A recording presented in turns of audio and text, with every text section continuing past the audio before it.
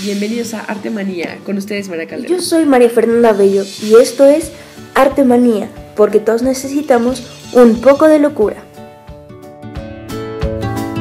Vamos a hablar de las gárgolas, pero no precisamente estas. O estas.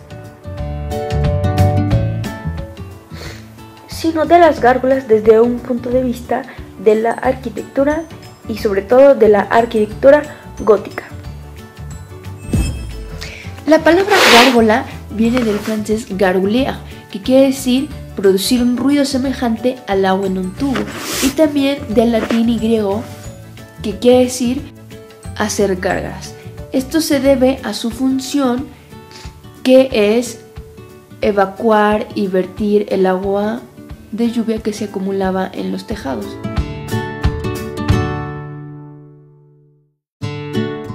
También sabemos que las gárgolas son figuras talladas en piedra que representan animales, monstruos, hombres o demonios, usualmente con detalles grotescos, y estos tienen la intención de asustar a los pecadores. Sobre las gárgolas vemos que en la arquitectura de la Edad Media y sobre todo en el periodo gótico son muy utilizadas para decorar catedrales o iglesias. En las gárgolas hay una extraña variedad de motivos y de formas, por lo que no es muy fácil encontrarles un significado general. Hay que estudiarlas en cada caso concreto, en cada edificio, para poder encontrarles un sentido, y no es forzoso que tengan alguno.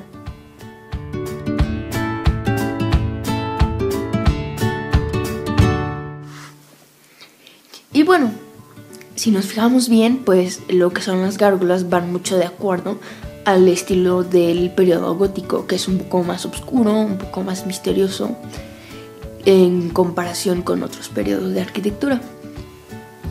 Ahora, es muy importante que diferenciemos las gárgolas que, como mencionamos anteriormente, tienen una función de drenar el agua de los tejados, y esta agua sale por la boca normalmente, de las quimeras, que también suelen ser esta representación de animales, demonios, hombres o monstruos, pero tiene una función específicamente decorativa.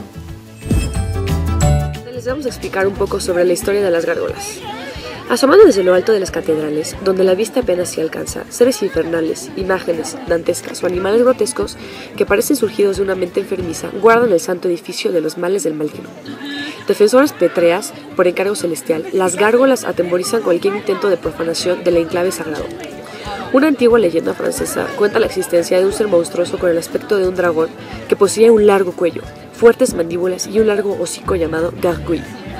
Dicho monstruo destruía todo aquello que encontraba a su paso, gracias a su pestilente aliento y a los chorros de agua que despedía. La ciudad de Rouen, para aplacar tan nefasto animal, decidió ofrecerle todos los años una ofrenda humana para calmar sus ánimos agresivos. Se elegía un criminal y se le entregaba si bien el monstruo prefería doncellas. Corría el año 600, cuando el clérigo Romanus llegó a la ciudad para pactar con el dragón a cambio de que los lugareños aceptaran ser bautizados y erigieran una hermosa iglesia. Dispuesto a exorcizar a la bestia y equipado con lo necesario, fue acompañado junto al dragón. Con la simple señal de la cruz, el fiero animal se convirtió en una bestia dócil y, atado con una simple cuerda, fue conducido a la plaza de la ciudad. Gargouille fue quemado en la hoguera y las llamas consumieron su cuerpo, excepto cabeza y cuello del que surgía su torrido aliento. Ante tal situación, dichos restos fueron depositados en el tejado del ayuntamiento como recordatorio de las angustiosas jornadas vividas por la población. Esta leyenda viene a explicar el origen del término gárgola, como sinónimo de escupir agua, y que con el paso del tiempo su imagen pasó a las cornisas de la iglesia y de las catedrales medievales. En realidad, la idea de crear una escultura ornamental y decorativa para utilizarla como desagüe era utilizada desde la antigüedad por griegos, etruscos y romanos. Así fue como durante la Edad Media esos canalones decorativos servían como sumideros para expulsar el agua de la lluvia, evitando con ello el deterioro de los muros y la erosión de la piedra. Las primeras gárgolas aparecen a principios del siglo XII. Este sistema de drenaje del agua es el más utilizado durante la época al estilo gótico. Si bien no todas las gárgolas tienen dicho uso, los primeros ejemplos góticos de estas gárgolas son las que se encuentran en la Catedral de Lyon y las de Notre Dame de París. Situadas por hileras en lo más alto del edificio, fueron cambiando su aspecto con el paso de los años. Las primeras, más bien toscas, dejaron pasar a otras muchas más elaboradas que fueron proliferando hasta convertirse en auténticas obras de arte. Su peculiaridad más revelante es que siempre eran intencionadamente horribles y grotescas. La ambigüedad en sus formas, características al estilo gótico, no ha permitido la elaboración de un significado concreto y un conocimiento preciso al contener una mezcla en su composición de diferentes especies, unas existentes y otras fantasiosas. No hay dos iguales, cada una de ellas posee su propia personalidad, por llamarlo de algún modo. En una época en que las imágenes tenían por misión general, moral, religiosa y docente, la gárgola sigue siendo un misterio, pues no se ha encontrado en ella un objetivo educativo. Para algunos representa a los avatares de la vida, pues su aspecto muchas veces no se corresponde con el de animales conocidos.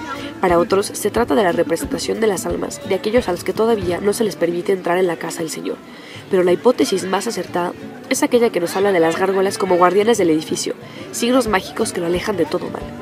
Las representaciones demoníacas estaban muy presentes en la imaginería medieval. Los artesanos seguían las pautas establecidas y no podían expresar su creatividad, pues en realidad eran obreros al servicio de la nobleza y sobre todo de la iglesia.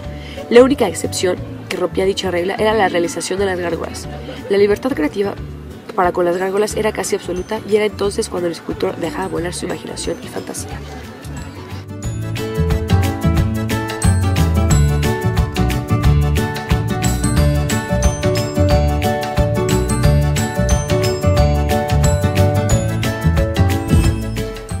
Esto fue todo por hoy, pero los esperamos en la próxima emisión de Arte Manía.